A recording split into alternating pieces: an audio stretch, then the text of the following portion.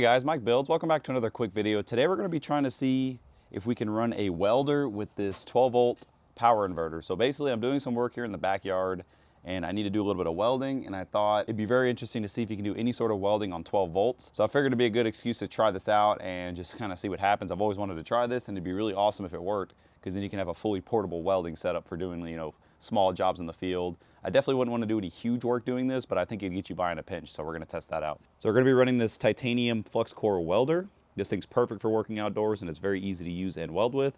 It runs on 115 volts. The inverter we're going to be using is my SunGold 3000 watt low frequency pure sine wave inverter, and we have that connected to this Vatrer 300 amp hour 12 volt battery. This has a 200 amp BMS, so very sturdy, very stout BMS, and it has Bluetooth. So while we're welding, I'm actually gonna show you guys what the app is displaying as far as current draw, and we can actually see what it's actually using. I think running welders scares a lot of people using inverters, because welders generally pull a ton of amps and the current flow isn't very steady just because of how the arc is.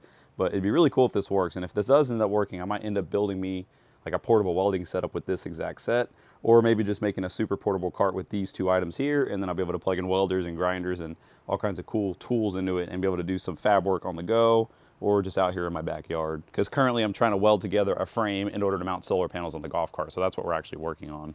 I get the metal laid out that I need to weld, and we're gonna get this all set up and try it out. All right guys, we're all set up, got the frame kind of squared up how I want it. Inverter, welder, all that stuff's turned on, so I'm gonna set you guys up and we'll do a couple welds. I'm initially just gonna do some tacks, and then we'll lay some beads. And then I will show you guys what the current looks like coming out of the battery. Hopefully it doesn't smoke the inverter. I think it'll be fine, because that's a pretty stout inverter.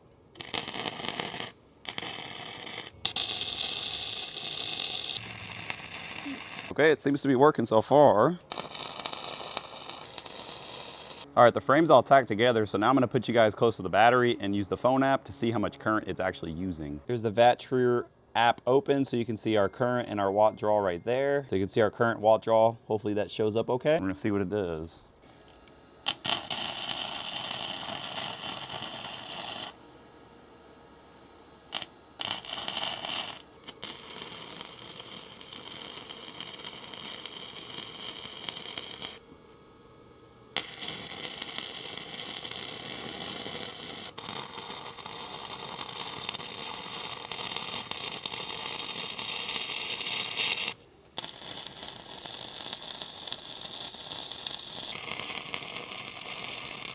Okay guys, well that's it. It seems to be a complete success. It works perfect. I will say, if you're gonna try something like this, just make sure you're using a high quality inverter.